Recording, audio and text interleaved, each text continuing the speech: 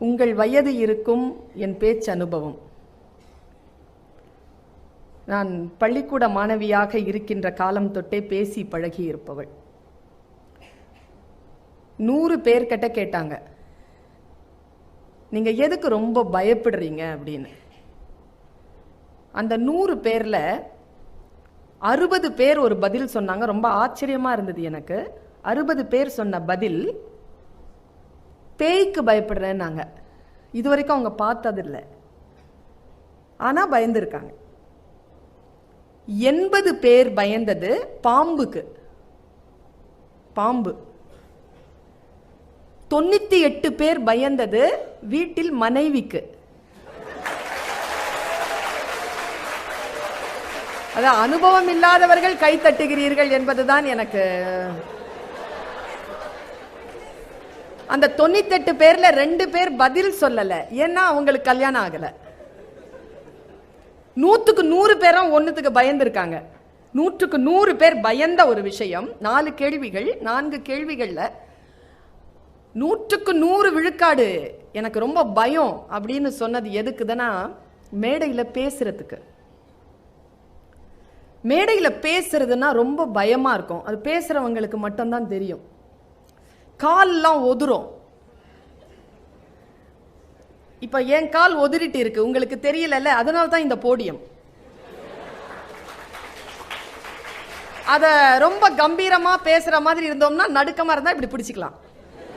இதுக்குதான் இது. உண்மைதான், 100க்கு 100 பேர் பேசுறதுக்கு அவ்வளவு பயந்துருக்காங்க. ஆனா என் வாழ்க்கை அனுபவத்தில் நான் சொல்லுகிறேன், இந்த உலகத்திலேயே ரொம்ப சிரமமான விஷயம் எது தெரியுமா? ரொம்ப சிரமமான விஷயம், ரொம்ப ஈஸியான விஷயம், நான் என் அனுபவத்தின் மீது சத்தியமாக சொல்கிறேன், மிக மிக எளிமையான விஷயம் இந்த உலகத்தில் பேசுவது. ரொம்ப ஈஸி. ரொம்ப கஷ்டம் எது தெரியுமா? கேட்கிறது. கேட்கிற மாதிரி ஒரு கொடுமை இருக்கு பாருங்க. அது சில பேர் என்ன பண்ணுவாங்க, ஒரு கிளாஸ் நடந்துட்டு இருக்கும்போது ஒருத்தர் மேல இருந்து கீழே குதிச்சிட்டான். கிளாஸ் நடந்துகிட்டு இருக்கும் பொழுது ஃபர்ஸ்ட் ஃப்ளோர்ல இருந்து காலில் அடிபட்டுருச்சு. டீச்சர் கீழே இறங்கி வந்து சொன்னாரு, நல்லா தானடா கிளாஸ் போயிட்டு இருந்தது, எதுக்குடா குதிச்ச, ஏண்டா குதிச்ச, நல்லா தானடா போயிட்டு இருந்தது, ஏண்டா குதிச்ச, வலிக்குது இல்ல, ரத்தம் வருது இல்ல, வலிக்குது இல்லன்னு. பையன் சொன்னா, ஆமா வலிக்குது, ரத்தம் வருது, எங்க வருது எங்க வலிக்குதுன்னு தெரியுது. உங்க கிளாஸ்ல உட்கார்ந்துட்டு இருக்கும் பொழுது எங்க ரத்தம் வருது எங்க வலிக்குதுன்னு தெரியாம உட்கார்ந்து இருந்தேன். அதை விட இது ரொம்ப பரவாயில்ல சார்ன்னுட்டான். இப்போ புரியுதா கேட்கறது எவ்வளவு கஷ்டமானதுன்னு. சில பேர் பேசுனாங்க, உட்காரவே முடியாதுங்க, உடம்பெல்லாம் வலிக்கும், பின்னி எடுக்கும், ஆனா பேச்ச நிறுத்தவே மாட்டாங்க, பேசிக்கிட்டே இருப்பாங்க. நமக்கு தான் அந்த கொடுமை தெரியும். அதனால தான் நான் சொல்றேன், என் உதடுகளில் இருந்து குழந்தைகளே, இன்னும் சில மணித்துளிகளில் சில வார்த்தைகள் வருகின்றன. அவை என் பேச்சின் மீது கர்வத்துடன் நான் சொல்லுகிறேன், உங்கள் உடலை பின்னி எடுக்கக்கூடிய வலியை அது தராது, ஆனால் உங்கள் மனங்களையும் உங்களுடைய புத்தியையும் பின்னி பின்னி எடுக்கக்கூடிய வலியை அந்த பேச்சு தரும், தர வேண்டும் என்கின்ற பிரார்த்தனையோடு உங்களிடத்தில் சில வார்த்தைகளை நான் பகிர்ந்து கொள்வதற்காக இங்கே வந்திருக்கிறேன். இந்த மேடையில் வந்த உடனே கிளிப்பிங்ஸ்லாம் போட்டு காட்டினாங்க. என்னை பற்றி சொல்லும் பொழுது நான் 500 பரிசுக்கு மேல் வாங்கி இருப்பதாக சொன்னார்கள்.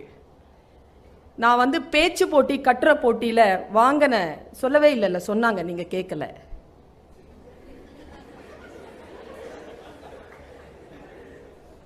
அந்த பொண்ணு எழுதி வச்சிருக்கோம், அதை வாங்கி படிச்சு பாருங்க. நான் கொஞ்சம் ஒரு மாதிரியா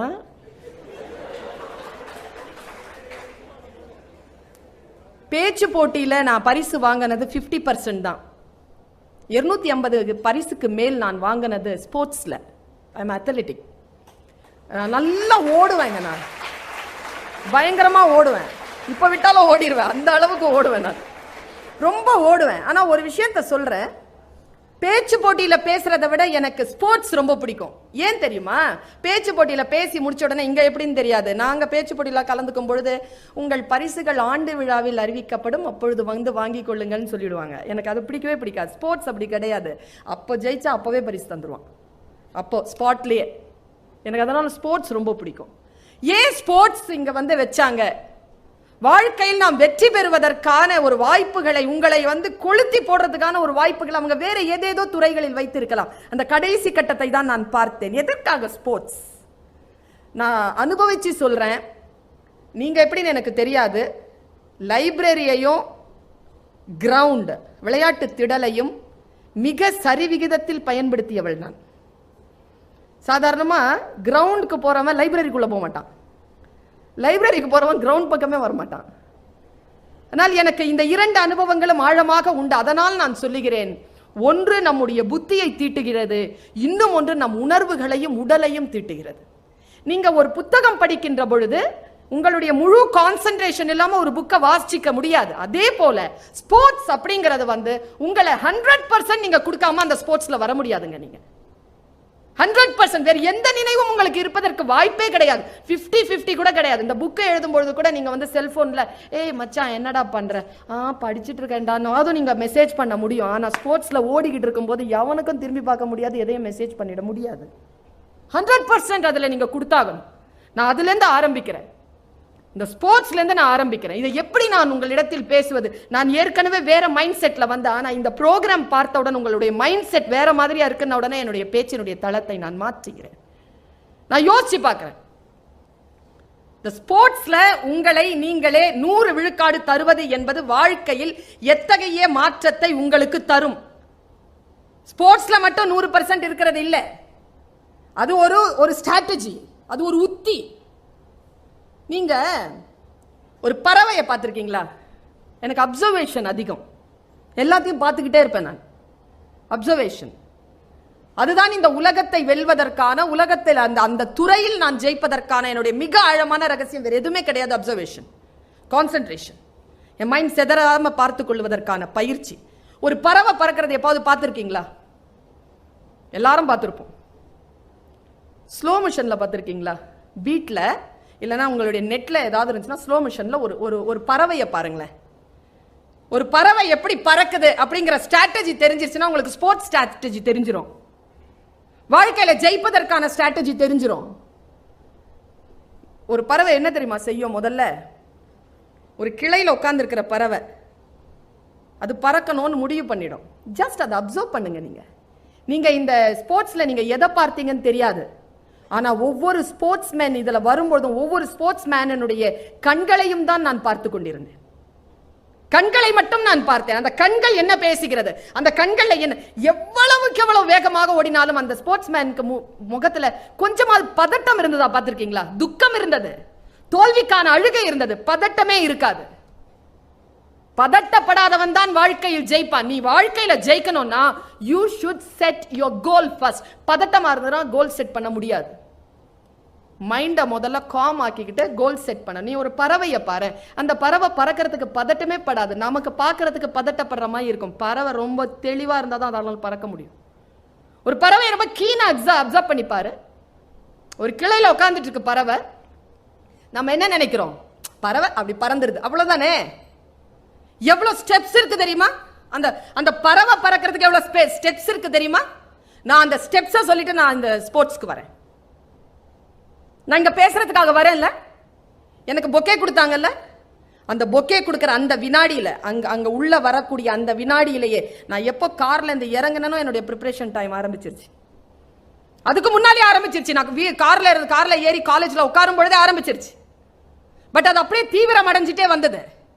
மேடம் ஏதோ என்கிட்ட பேசுறாங்க, நான் உங்ககிட்ட பேசிட்டு இருக்கேன், பட் மைண்ட் எல்லாம் வந்து வேற மாதிரி தான் இருக்கு என்கிட்ட.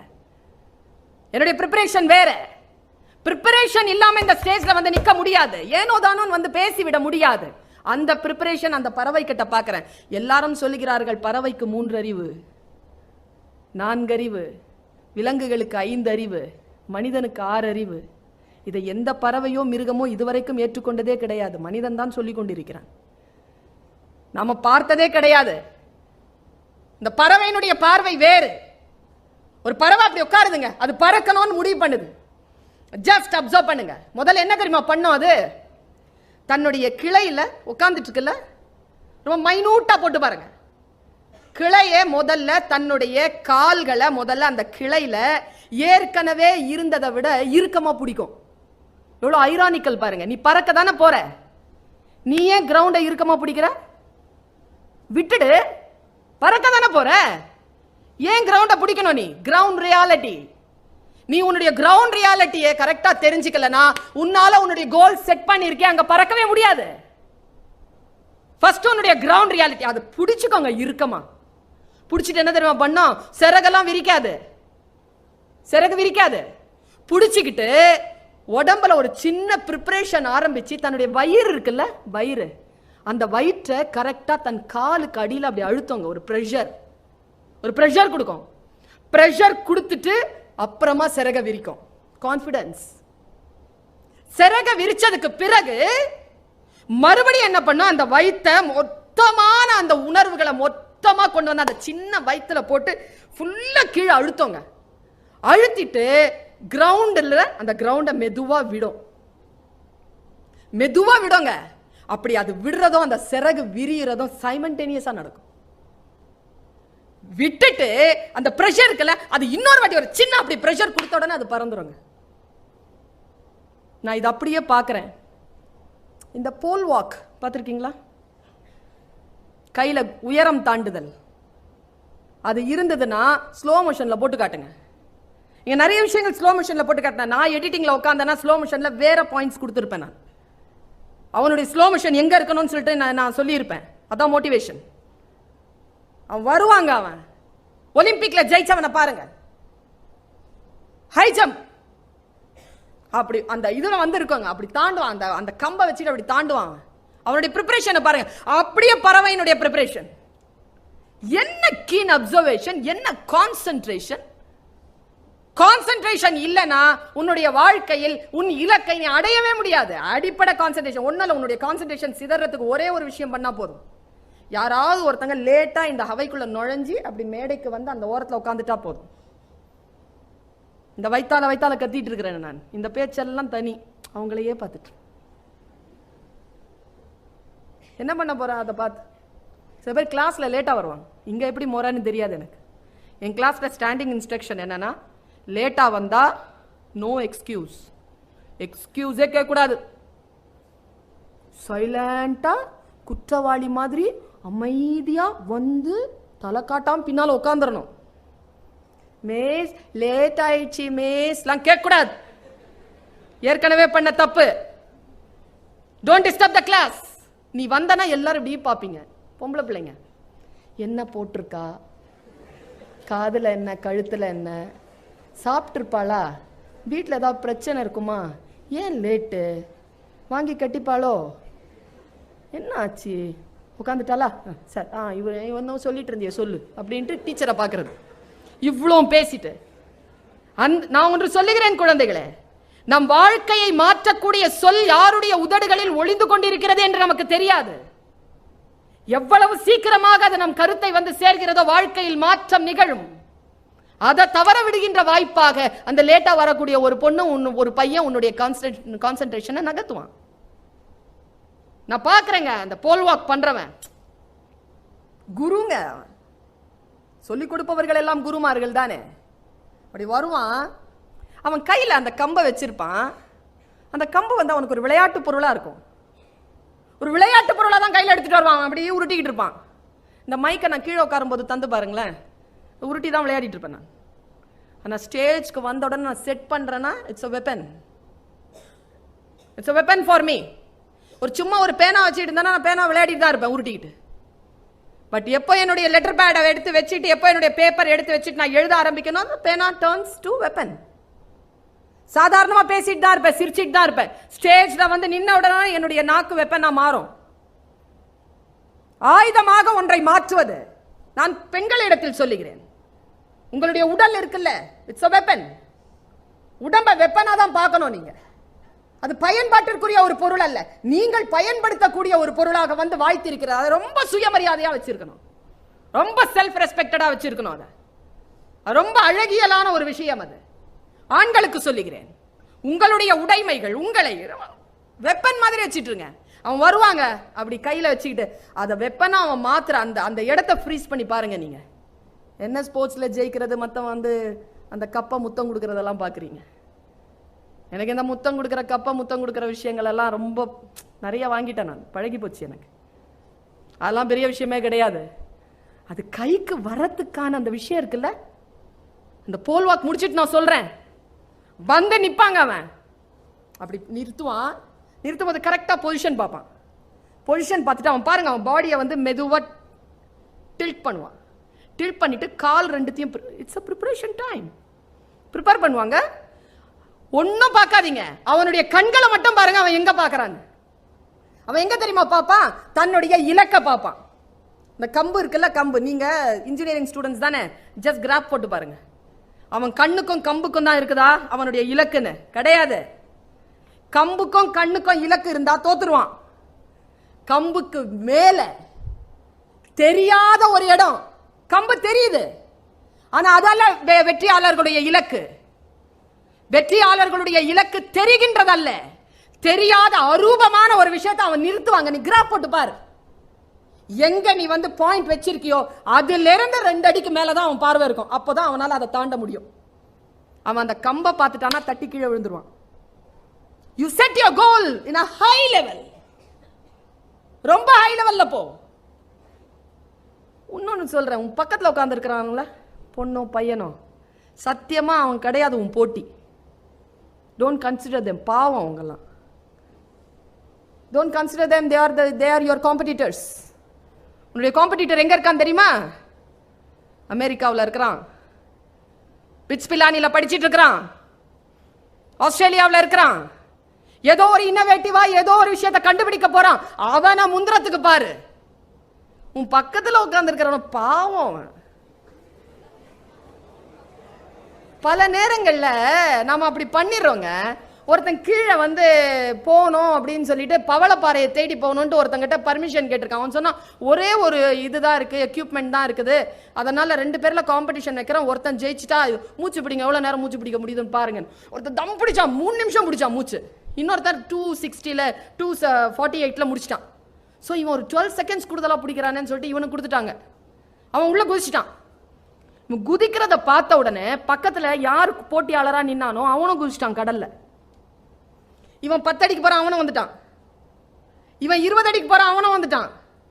இவன் 30 அடிக்கு போறான், அவனும் வந்துட்டான். இவன் 40க்கு போனாங்க, அவனை பார்த்துட்டு வரான். இவன் 60 அடிக்கு போயிட்டாங்க, அவனும் 60 அடிக்கு வந்துட்டான். இவன் பார்த்து கேட்டான், இதுக்கு மேல போறதுக்கு கேஸ்ல எனக்கு ஆக்சிஜன் இல்லை, எப்படிரா வர? என் கூட கேஸே இல்லை, எப்படிரா வர? அவன் சொன்னானா, டேய் தள்ளி விட்டாங்கடா, காப்பாத்துறான்னு. பல நேரங்கள்ல நம்ம பக்கத்துல போட்டியாளரா நாம நினைச்சிட்டு இருக்கிறவங்க எல்லாம் விபத்துல வந்து விழுந்தவங்க, பாவம். Don't consider them as your competitors at all. You just go ahead. போ. உன்னுடைய விஷயங்களை நீ செட் பண்ணும் போது செட் பண்ணிக்கோ. பெரிய விஷயங்களை செட் பண்ணு. யோசிச்சு பார்த்தா நான் வந்து கொஞ்சம் திமிர் பிடிச்சவங்க. அது எப்படின்னு தெரியாது, நல்லதா கெட்டதாலாம் எனக்கு தெரியாது, கொஞ்சம் திமிர் எனக்கு. எப்பவுமே எனக்கு கோல்டு பிடிக்கும், gold colour. I like gold and diamond. மாடரேட்டாக எனக்கு வந்து அந்த வெள்ளி, இந்த செம்பெல்லாம் ஓகே. அதனால் எனக்கு எப்போவுமே டார்கெட் வந்து கோல்டு மெடல் தான். I like the medal, not metal. I like. அதனால் ஃபர்ஸ்ட் ப்ரைஸ் எப்போ ஓடினாலும் ஃபர்ஸ்ட் ப்ரைஸ் வந்துடுவேன் நான். 800லாம் வந்து ஃபர்ஸ்ட்டாக வந்துடுவேன். ரிலேலாம் வந்து கடைசி ஆள் தான், கிடுகிடுன்னு ஓடி வந்துடுவேன். கபடியெல்லாம் அப்படி விளையாடுவேன். போயிருந்தேன்னா பெரிய ஆளாக அதில் சாதிச்சிருக்கலாம். இதில் வந்துட்டேன், பேச வந்துட்டேன், சாஃப்ட் ஸ்கில்ல வந்துட்டேன். ஒரு நாள் ஓடுறேங்க, என்னுடைய அறிவு திறந்த இடம் அது. நான் உங்களுக்கு சொல்லுகிறேன் குழந்தைகளே, என் அறிவு என்னுடைய கதவு திறந்த இடம். ஓடி வந்துட்டேன், ஃபர்ஸ்ட் பிரைஸ். உடனே அங்கே போடியம் வச்சிருந்தாங்க. போடியம் உங்களுக்கு தெரியும்ல, அந்த ஃபர்ஸ்ட் பிரைஸ் செகண்ட் பிரைஸ் எப்படி வச்சிருப்பாங்க? ஃபர்ஸ்ட் வச்சிருப்பாங்க, அடுத்தது செகண்ட் பக்கத்தில் இருக்கும், கீழே தேர்ட் இருக்கும். பயங்கரமாக ஓடி வந்துட்டேன் நான். இங்கே யாராவது அத்லெட்டிக்ஸ் ரன்னர்ஸ் இருக்கிறீங்களா? ரன்னிங் சரி. ஸோ இங்கே மாஸ்டரே இருக்கிறாரு, பெரியவங்களே எடுத்துக்கலாம். ஏன்னா நமக்கு விட அவங்க கிட்ட சொன்னால் அது ஆமான்னு சொல்லுவாங்க அவங்க. ஏன்னா அது பழங்கால விஷயத்தை யோசிச்சு பார்த்தா ஆமா அப்படின்னு சொல்லுவாங்க. அந்த எக்ஸ்பிரஷனுக்காக சொல்கிறேன். போயிட்டேன், ஓடி வந்துட்டு மேலே ஏறணும். அங்கேருந்து அந்த தட்டில் வந்து மெடல் வச்சுக்கிட்டு வராங்க, கூட ஒரு சீஃப் கெஸ்ட் வர்றாரு, YMCAல தான். வந்துட்டேன். திடீர்னு கிட்ட போகும்போது மனசுல ஒரு எண்ணம், நாம தான் ஃபர்ஸ்ட் ப்ரைஸ் வாங்கியிருக்கோம்ல, எதுக்கு நம்ம செகண்ட்ல கால் வச்சு ஏறுறது? ஃபர்ஸ்டே ஏறு, டாப் தானே, நீ ஏறவே முடியாது, இவ்வளோ பெருசா இருக்கும். ஏறலாம், ஏறவே முடியாது, ஓடி வந்துட்டு ஏற முடியும். தொட பின்னி எடுக்கும் வலி. ரொம்ப திமிர்ல ஓடி வந்துட்டு கால் வச்சு ஏறிட்டேன். வலிக்குது, பயங்கர வலி. ஓடி வந்ததே வலி, பிராக்டிஸ் வேற பண்ணல, பயங்கர வலி. வந்துட்டேன், வலி பின்னி எடுக்குதுங்க வலி. யோசிச்சு பாக்குறேன், பயங்கர வலிக்குது. அவர் வந்தாரு பாருங்க, கரெக்டா அந்த சீஃப் கெஸ்ட் 4 அடி, 4 அடி, 3.5 கூட இருக்கலாம். அவரு இப்படி வச்சிருக்கிறாருமா அந்த மெட்ல. இப்ப என் கழுத்துல போடணும். இப்ப ஏற்கனவே எனக்கு தொடையில வலி. நான் குனிற குனிற குனிற, அவருக்கு எட்டவே மாட்டேங்குது. ரொம்ப அவர் ஏறி போட்டார், வாங்கிட்டேன். நிமுற முடியலைங்க. அவர் மரியாதைக்காக நான் நிக்கிறேன்னு சொல்லிட்டு அவரும் குனிஞ்சே நிக்கிறாரு, அப்படியே நிக்கிறாரு. யோ, உனக்காக நிக்கலையா, கால் வலிக்குது அதனால நிக்கிறையான்னு நெஞ்சடித்து சொல்ல முடியல. அப்படி நின்னுட்டே இருக்கிறாங்க. அப்புறம் அவர் நிமிர்ந்துட்டாரு. நான் ஒரு காட்சியை சொல்லுகிறேன். என் மனம் திறந்த மற்றொரு இடம். அப்படி குனிஞ்சேன், அந்த இது ஆடுது, இந்த தங்க மெட்ல ஆடுது. அந்த மெட்ல பாக்குறேன், அந்த வலிய பாக்குறேன். சட்டுன்னு மனசுல அந்த தங்க மெடலுக்கு மேல இருந்த அத்தனை ஆர்வமும் அத்தனை ஆசையும் டக்குன்னு அந்த வலி மேல போயிடுச்சுங்க. நான் வலியை விரும்ப தொடங்கினேன். வலி அவ்வளவு பிடிச்சு போச்சு எனக்கு. ஏன் தெரியுமா? மனசுல ஒரு விஷயம் வந்தது, இந்த வலி இல்லனா இந்த மெடல் இல்ல, இந்த வலிக்காக தான் இந்த மெடல் என்னைக்கு புரிஞ்சுக்கிட்டனோ அன்றைக்கு எனக்கான தங்க மெடல்கள் வரிசையாக காத்திருக்க தொடங்கிவிட்டன.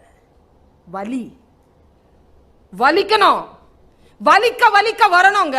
சும்மா தட்டுல ஈஸியா எதுவுமே வராது. உந்தி எழுந்தாதான் உயர பறக்க முடியும். உந்தணும், உட்காரணும், பிரஷர் கொடுக்கணும், படிக்கணும். ஆனால் இது எல்லாம் நம்மிடத்தில் இல்லாத பொழுது வெறும் நல்ல ஃப்ரூட்ஃபுல்லா சில விஷயங்கள் ஈஸியா அப்படியே வந்து கையில் சேர்ந்து விடும் என்று நினைக்கிறார்கள். ஒன்றும் கிடையாது. ரொம்ப ஈஸியா உங்களுக்கு கையில வந்து சேர்ந்த எதுவுமே உங்களுக்கு பயன்படாது. ரொம்ப உழைப்பிலும் பேஷனோட இருந்து பாரு. அந்த பேஷன் அதுதான் நான் உங்களிடத்தில் எதிர்பார்ப்பது. என்ன தெரியுமா? கண்டுபிடிப்புகள் வந்திருக்கா? சமீப காலமா கண்டுபிடிப்புகள் இல்லையே. ஏன் இல்ல தெரியுமா? மனப்பாடம் செய்கிறீர்கள், அதனால் இல்லை. மனப்பாடத்துல இருந்து வெளியில வாங்க. ரொம்ப ஆழமா ஒரு விஷயம் சொல்றேன். நிறைய மார்க் வாங்குற மாதிரி படிக்காதீங்க தயவு செஞ்சு, சரியா? நிஜமா சொல்றேன், நிறைய மார்க் வாங்குற மாதிரி படிக்க வேண்டாம். ஏன் தெரியுமா? நிறைய மார்க் வாங்குற மாதிரி படிச்சா என்ன தெரியுமா நடக்கும்? ஒன்றும் இல்லை, கேம்பஸ்ல உடனே செலெக்ஷன் கிடைக்கும், உடனே வேலை கிடைக்கும், நிறைய சம்பாதிக்கலாம். அதுக்காக தானே மேடம் வந்திருக்கிறோம். போய் நிறைய மார்க் வாங்க வேண்டாம்னு சொல்றீங்க. நல்லா படிங்க. நல்லா படிக்கிறது வேற, நிறைய மார்க் வாங்குற மாதிரி படிக்கிறது வேற. ஏதோ முன்னால் உட்காந்துருக்கிறாங்களே ப்ரொஃபஸர்ஸ், பிஹெச்டி. நானும் வெங்காய பச்சடி தயிர் பச்சடி எல்லாம் படித்தேன். நான் நிறைய இவ்வளோ படிச்சிருக்கிறேன், நிறைய சம்பாதிக்கிறேன் தெரியுமா? நிறைய சம்பாதிக்கிறேன். ஆனால் நல்லா படிங்கன்றேன். ஏன் தெரியுமா? நிறைய மார்க் வாங்குற மாதிரி படிச்சா நிறைய சம்பாதிக்கலாம். நல்லா படிச்சீங்கன்னா நிறைய சம்பளம் கொடுக்கலாம். அவ்வளவுதான். Simple methodology, simple strategy. நல்ல படி. எது படிச்சாலும் ஆழமா. 3 Idiots பார்த்தல, நல்லா நிறைய மார்க் வாங்குற மாதிரி படிக்கிறவன் பின்னாலதான் ஓடணும் செக்குல சைன் வாங்குன்னு. நல்லா படிக்கிறவன் சைன் போடுற ஆளா இருப்பான். Very simple methodology. இப்போ நான் நல்லா படிச்சேன், நிறைய மார்க் வாங்குற மாதிரி படிச்சேன். எனக்கான சம்பளத்தை காலேஜ் முடிவு பண்ணிச்சு, யூஜிசி முடிவு பண்ணிச்சு, இவ்வளவுதான், இவ்வளவு ஆயிரங்கள் தான் அப்படின்ட்டு. ஆனா நான் நல்லா படிச்சது லிட்ரேச்சரை. லிட்ரேச்சர் என்ன தெரியுமா பண்ணிச்சு? நான் நல்லா படிச்சதுனால, நிறைய மார்க் வாங்குறதுனால மாச சம்பளம் கிடைச்சிருச்சு. நல்லா படிச்சதுனால என் சம்பளத்தை, நான் மாச சம்பளம் இருக்குல்லங்க, என்னுடைய மாச சம்பளம், ஒரு மாசம் உழைச்சி நான் வாங்குற என்னுடைய ப்ரொஃபசர் சம்பளத்தை 1 மணி நேர பேச்சில் நான் சம்பாரிச்சிட்டு வந்துடுறேன். அவ்வளவுதான், ஒரே மணி நேரத்தை சம்பாரிச்சிட்டு வந்தேன். அவ்வளவுதான். யார் பெரிய ஆள் தெரியுமா? இன்னைக்கு எழுதி வச்சுக்கோ. உன் வாழ்க்கையில் நீ பெரிய மனுஷன்னா உன் சம்பளத்தை மத்த எவனும் நிர்ணயிக்க கூடாது. உன் சம்பளத்தை நீ நிர்ணயிக்கணும், அடுத்தவன் சம்பளத்தை நீ நிர்ணயிக்கணும். அப்பதான் நீ பெரியாள், அப்பதான் நீ பெரியாள். உன் சம்பளத்தை எவன் ஒருவனோ நிர்ணயித்து விடுவதற்கான வாழ்க்கை முறையை நீ கை கொண்டு விடாத. இந்த கேரளா நாட்டுக்கு போயிருந்தேன். கேரளா நாடுனால இந்த தேங்காய் தென்னை மரம் இதானே. யாராவது இருக்கிறீங்களா? எதை சமைச்சாலும் அந்த தேங்காய் போட்டு சமைப்பாங்க. தேங்காய் நாடு அது, தென்னம் நாடு. ரொம்ப ரொம்ப ரொம்ப ருசியான ஒரு நாடு அது. அந்த நாட்டில் நான் கண்டுபிடிச்ச ஒரு விஷயம், மரம் ஏறுறதுக்கு எளிமையான கருவியை கண்டுபிடித்திருக்கிறார். இன்றைக்கு மிக எளிமையான கருவிகளுக்கான தேவை இருக்கிறது. கண்டுபிடிப்புகள் இல்லைங்க இன்னைக்கு. இன்றைக்கு கண்டுபிடிப்புகள் இல்லாமல் போனதுக்கு என்ன காரணம் தெரியுமா? லேட்ரல் திங்கிங் இல்ல, அனலிட்டிக்கல் திங்கிங் இல்ல. நான் ஒன்னு கேட்கிறேன், நீங்க எல்லாம் இன்ஜினியரிங் ஸ்டூடெண்ட்ஸ் தானே? உங்ககிட்ட குவாலிஃபிகேஷன் இருக்கு இன்ஜினியரிங் படிக்கிறதுக்கு, குவான்டிஃபிகேஷன் இருக்கா? உங்களுக்கு குவான்டிஃபிகேஷன் என்னன்னு தெரியுமா? நான் கேட்கிறேன், இங்க இருந்து அடையார் போகணும், எவ்வளவு நிமிஷத்துல போலாம்? டக்குன்னு யார் சொல்றீங்க பாருங்க. 1 hour, half an hour சொல்றவங்க எல்லாம் தயவு செஞ்சு டிசி வாங்கிட்டு வெளில ஆர்ட்ஸ் காலேஜ்க்கு வந்துருங்க. ஏன் தெரியுமா? கேட்ட கேள்வி நேரடியான கேள்வி. 1 hour ஆகும்னு என்ன தெரியுமா திருப்பி கேட்டிருக்கணும்? நடந்து போறியா, சைக்கிள்ல போறியா, கார்ல போறியா, பஸ்ல போறியா? நடந்து போனா இவ்வளவு நேரம் ஆகும், பஸ்ல போனா இவ்வளவு. இதுதான் குவான்டிஃபிகேஷன். ஒரு மரம் நிக்குது, எவ்வளவு உயரம் இந்த மரம்? வானளாவிய உயர்ந்த மரம்னா ஆர்ட்ஸ். சரியா? எவ்வளவு உயரம்னு சொல்லணும். அதான் இன்ஜினியரிங். இன்ஜினியரிங் வரல. ஏன் பிள்ளைகளா இன்ஜினியர்ஸ் தோற்கறாங்க? இன்ஜினியர் ஸ்டூடெண்ட்ஸ் ஏன் தோற்கறாங்க தெரியுமா? இது இல்ல, பேஷன் இல்ல. You don't love your subject. If you love your subject, நான் என் சப்ஜெக்ட லவ் பண்றேங்க, நான் பேஷன்ங்க, நான் செத்துருவேங்க. நான் படிச்சுட்டே இருக்கும்போது செத்துட்டா I will be in heaven. அவ்வளவு பிடிக்கும் எனக்கு. ஒரு பாட்டு சொல்ல என்ன, ஒரு பாட்டு சொல்ல வரட்டும். இந்த இந்த இந்த உலகத்துல எந்த கொம்பனாவது வரட்டும், என்ன மாதிரி ஒரு பாட்டு சொல்லிட்டோம் பாபு. நான் அதே பாட்டை சொல்றேன், அதே பாட்டை நான் சொல்றேன், நீ அதே பாட்டை சொல்லு. பேஷன், அது காதலிக்கணுங்க. பொம்பளை பிள்ளைங்க மேல ஆம்பளை பிள்ளைங்கள மேல வச்சிருந்ததெல்லாம் காதல் கிடையாது. சப்ஜெக்ட காதலி. Subject, you love your subject, you love your future. அதாங்க காதல்ங்கிறது. அது வரணும் உனக்கு. நான் ஒரு வார்த்தை சொல்றேன், எனக்கு ரொம்ப பிடிச்சமான. நான் லிட்ரேச்சர் பேசினேன்னு வச்சுக்கோ, ஒன்றும் இல்லை, யூடியூப்ல இன்னைக்கு நைட்டுக்கு போயிட்டு பிரான்ஸ் கம்பன் விழா 2012 பர்வீன் சுல்தானா தமிழ் ஸ்பீக்கர்னு போட்டுப்பார். வேர்ல்ட் ஃபேமஸான என்னுடைய பேச்சு வரும். 56 minutes பேசியிருக்கேன். ஆன்மாவை போட்டிருக்கேன். நான் 20 பேர் தான் இருந்தாங்க நான் பிரான்ஸ்ல பேசும்போது. இன்னைக்கு 2 லட்சத்துக்கு மேல அதை பார்த்திருக்காங்க. அந்த பேச்சை மட்டும் 2 lakhs தாண்டுது அந்த பேச்சை. ஏன்? I give myself totally 100%. You love your future, you love your subject. Teacher சொல்றாங்கன்றதுனால, சைக்கிள் டெஸ்ட் வருதுங்கிறதுனால சில பேர் சொன்னா கோச்சிக்க மாட்டீங்களா? கோச்சிக்கிட்டாலும் பரவாயில்ல சொல்றேன். அசைன்மெண்ட் சப்மிட் பண்ண சொன்னா யாரோ ப்ரிப்பேர் பண்ணத, எவனோ ஒருத்தன் சிந்திச்சத கொஞ்சம் கூட வெக்கம், மானம், சூடு, சொரணை எதுவுமே இல்லாம அப்படியே டவுன்லோட் பண்ணி அது பேக் பண்ணி தரீங்களே. இப்படி கேட்கிறேன், கோச்சிக்க மாட்டீங்களே? கோச்சிக்கோங்க சொல்றேன். யாரோ செமித்த உணவை நாம் சாப்பிட முடியுமா? செமித்த உணவை குழந்தை, சமைத்த உணவை இல்லை, செமித்த உணவை. அவன் மன்னிப்பு கேட்டான். I like you. ஏன் தெரியுமா? டக்குன்னு சப்மிட் பண்ற ஆண்கள்ல ரொம்ப ஆபத்தானவர்கள். டக்குன்னு சப்மிட் ஆயிடுவாங்க, நம்பவே கூடாது. சேமித்த உணவை அல்ல, சமைத்த உணவை அல்ல, செரித்த உணவை எவனாவது சாப்பிட்டு டைஜஸ்ட் பண்ணிருந்தானா அந்த டைஜஸ்ட் பண்ண சாப்பாடை நம்ம சாப்பிட முடியுமா? அப்படிதான் எவனோ ஒருத்தன் யோசிக்கிறதையும் சிந்திக்கிறதையும் நீ உன்னுடைய ப்ராஜெக்டா கொடுக்கிறது. இதை விட சூடா சொல்ல முடியாதுன்னு நினைக்கிறேன். 10 நாள் ஆகுதா? பர்மிஷன் கேளு. என்னால சிந்திக்க முடியல, இன்னும் 5 நாள் கொடுங்க, தயவு செஞ்சு கொடுங்க. கேளுங்க. உண்மையாக ஜென்யூனா இருந்தா கொடுத்துருவாங்க. ஜென்யூனிட்டி இருக்கா? கொடுத்துருவாங்க. அவன் சொல்றேன், சத்தியத்திற்கான வேகம் வேறங்க, சத்தியத்திற்கான வேகம் வேற. நான் சொல்லுகிறேன், உன்னுடைய சப்ஜெக்ட நீ விரும்பு, அதுக்குள்ள போ, கிவ் யோர் செல்ஃப் அப்படின்னு நான் சொல்றேன். நான் இந்த கிவ் யோர் செல்ஃப் அப்படிங்கிறதுக்கு 2 காட்சிகளை சொல்றேன் உனக்கு. நான் 2 காட்சிகள். கராத்தே கிட் படம் பார்த்திருக்கியா? எல்லாரும் பார்த்திருக்கீங்கல்ல? பார்க்கலன்னா இவங்க போட்டு காட்ட சொல்லலாம்னு பார்த்தேன். எனக்கு ரொம்ப பிடிச்ச படங்க. நான் ஒரு சென்சார் கமிட்டி போர்டில் இருந்தேன் 11 வருஷம். நீங்களாம் இதெல்லாம் பார்க்கக்கூடாதோ அதெல்லாம் பார்த்து நீங்கள்லாம் காசு கொடுத்து போய் சினிமா பார்க்குறத நான் காசு வாங்கிட்டு பார்த்தேன். அதான் சென்சார் கமிட்டிங்கிறது. நீ எதெல்லாம் பார்க்கக்கூடாதோ அதெல்லாம் பார்த்து நீ காசு கொடுத்து பார்க்குறல, என்ன காசு கொடுத்து பார்க்க சொல்லுவாங்க. அதான் சென்சார் கமிட்டி. நான் வந்து யூத் ரெப்ரசன்டேஷனை தான் போயிருந்தேன். யோசிச்சு பார்க்குறேன், கராத்தே கிட்டுங்க. நான் வந்து ஸ்டாண்டிங் ஓவேஷன் கொடுத்தேங்க அந்த படத்துக்கு. எப்பவுமே எனக்கு ரொம்ப பிடிச்சி போச்சு. நான் எழுந்து நின்று கை தட்டுவேன். அது யார் என்ன இருக்கிறலாம் பார்க்க மாட்டேன். I give my self. நான் வந்து உணர்ச்சி பூர்வமாக அறிவுபூர்வமாக நான் இருக்கும் பொழுது ஐ டோன்ட் சி. நான் எழுந்திரிச்சு எனக்கு I live my life totally 100%. அதில் ஒரு 2 காட்சி சொல்கிறேன். அவன் குரு எங்க குருவுக்கும் சிஷ்யனுக்கும் கெமிஸ்ட்ரி ஓகே ஆன இடங்க அந்த படம். இவன் சொல்கிறானே அவங்களுக்கும் உங்களுக்கும் கெமிஸ்ட்ரி ரொம்ப நல்லா ஓகே ஆயிருக்கு. அந்த கெமிஸ்ட்ரி இல்லை, இது வேற கெமிஸ்ட்ரி. அந்த படத்தை ஒரு நாள் அதை வந்து பழையதை எடுத்து போட்டாங்க. பழைய ஒரு மும்தாஸ் அக்கான்னு ஒரு அக்கா வந்து இதுவங்களா இருந்தாங்க, என்ன அந்த கவர்ச்சி நடிகையா இருந்தாங்க. அவங்க உட்காந்துக்கிட்டு அந்த மாநாட மயிலாடக்க உட்காந்துட்டு அதை ரசிச்சிட்டு இருந்தாங்க. அதை தான் நான் பார்த்தேன்.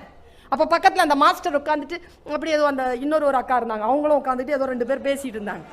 அந்த நேரத்தில் அவர் அந்த அம்மா பேசுது, அந்த மும்தாஸ் அக்கா சொல்றாங்க, ஐயோ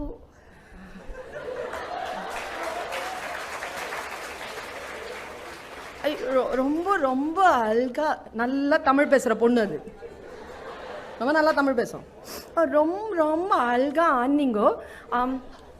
சட்டுன்னு ஒரு வார்த்தை சொல்லிச்சுங்க. நான் சேர்ல இருந்து விழுந்துட்டேன் கீழே. அது சொல்லிச்சு, ரொம்ப நல்லா ஆடுறீங்க, உங்க இழவுக்கு என்னால ஆட முடியாது.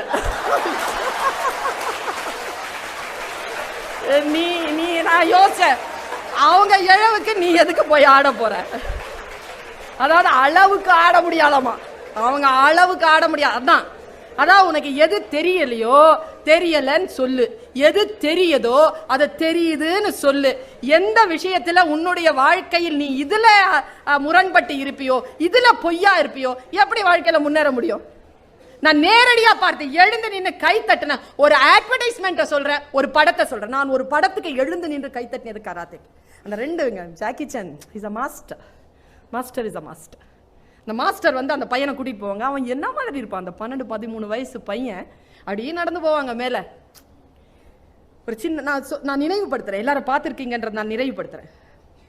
பாம்பு கிடையாது, நினைவுபடுத்துறேன். ஒரு பாண்ட் இருக்கும். Master, what is this master?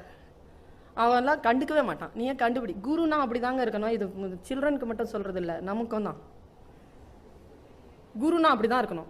குச்சி வச்சுக்கிட்டு படி சொல்லு புரிஞ்சுக்கோ, ஏய் வச்சுக்கிட்டா மஞ்சனம் பண்ற வரலப்பா, தெரியாதுப்பா, தெரியாது, அதை புரிஞ்சுக்கணும்ல. குழந்தைகள் தானே. அவன் மாஸ்டர்னா மாஸ்டருங்க, அவன் தாங்க மாஸ்டர். டீச்சருக்கும் குருக்கும் மாஸ்டருக்கும் என்ன வித்தியாசம் தெரியுமா? குரு டீச்சருங்கிறவன் ஆசிரியன், குற்றங்களை களைபவன். குரு என்பவன் இருளை விளக்குபவன். கு என்றால் இருள், ரு என்றால் விலகுதல். இருளை விளக்குபவன் குரு, வழிகாட்டுபவன் ஆசிரியன், வாழ்ந்து காட்டுபவன் குரு. வாழ்ந்து காட்டான், அவன் வாழ்ந்து காட்டின ஒரு குரு. அவனை நான் பார்த்துட்டே இருந்தேன். ஒரு நாளாவது இந்த மாதிரி குருவா நம்ம இருந்துட மாட்டோமா? நம்மளை நம்பி வர குழந்தைகள் கிட்ட நம்ம இந்த மாதிரி பேசிட மாட்டோமா? அவன் சொல்லுவான், வாட் இஸ் திஸ் மாஸ்டர் அப்படிமா. என்ன சத்தியம் இருக்கும் தெரியுமா அந்த குருவுக்கும் சிஷ்யனுக்கும் நடுவுல? அவன் எதை சொன்னாலும் இவன் செய்வாங்க. இவன் எதை செய்யறானோ அதை அவன் சொல்லுவாங்க.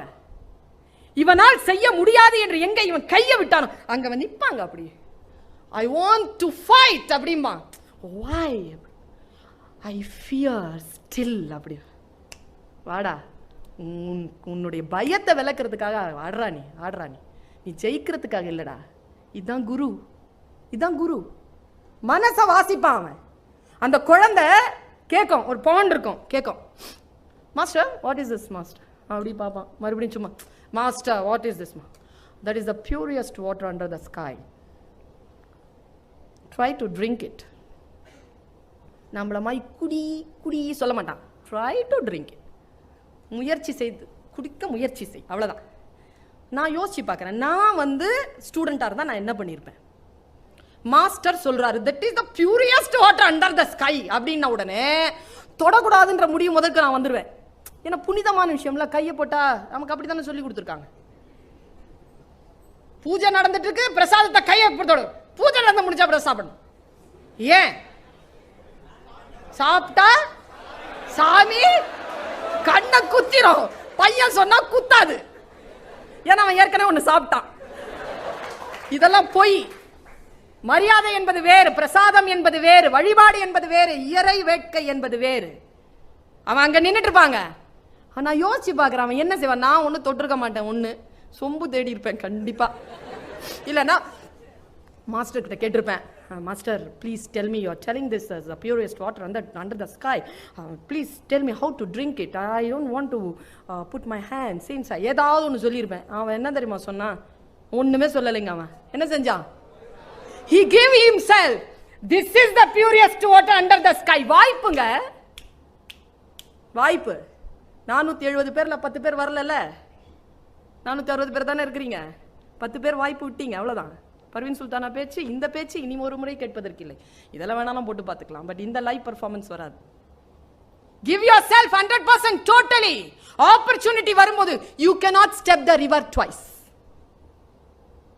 ஒவ்வொரு முறை நீ கால் வைக்கும் பொழுதும் அது புதிய தண்ணீர் தான். அவன் என்ன செய்வான் தெரியுமா?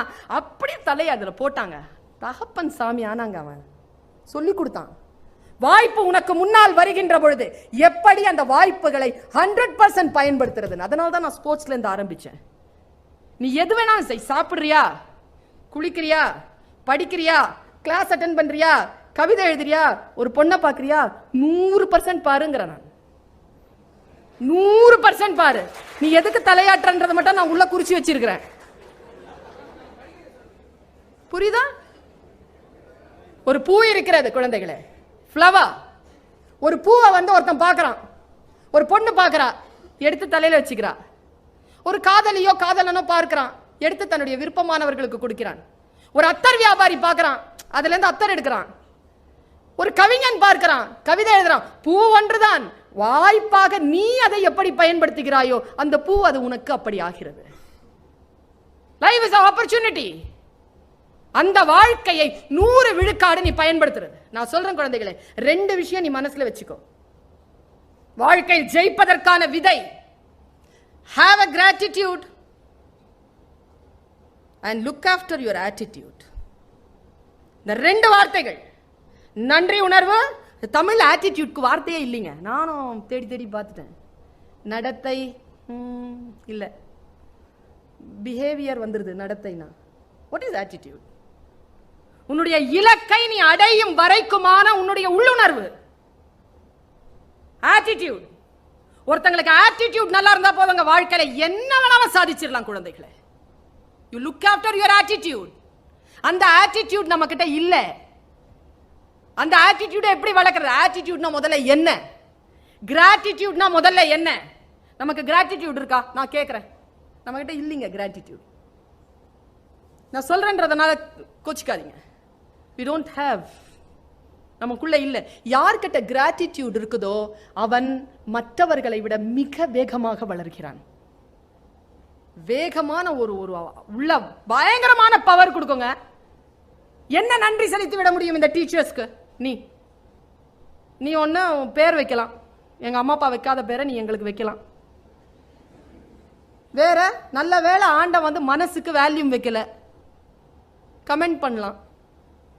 வேற என்ன பண்ண முடியும் நீ? உனக்கு தெரியுமா, பெர்னாட் ஷா சொல்கிறார், எந்த ஒரு ஆசிரியனும் தான் இறைவனிடமிருந்து வாங்கி கொண்டு வந்த ஆயுளை முழுமையாக வாழ்வதில்லை.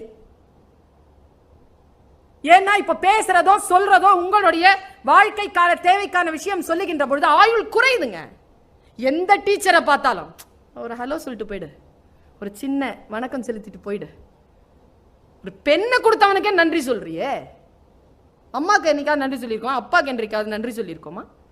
நான் வியந்து பார்க்கிற the real hero of this universe in this era நான் ஒருத்தரை தாங்க சொல்லுவேன். இந்த நீங்க சொல்றீங்களே சினிமால, பாவங்க அவங்கெல்லாம் உண்மையிலே பாவம். இங்க கூட்டிட்டு வந்து இங்க இருந்து கீழே இறங்க சொல்லு பாப்போம். காலே கீழே வைக்காம பறந்து பறந்து அடிப்பாரு. அவரை கூட்டிட்டு வந்து இங்க நிக்க வச்சு அப்படி குதிக்க சொல்லு பாப்போம். ஏங்க உண்மையா ஒருத்தன் குதிக்கிறான், அவனுக்கு பேர் டூப்பு. உண்மையா ஒருத்தன் குதிக்கிறாங்க, அவனுக்கு பேர் டூப்பு. குதிக்கிற மாதிரி நடிக்கிறவன் ஹீரோ.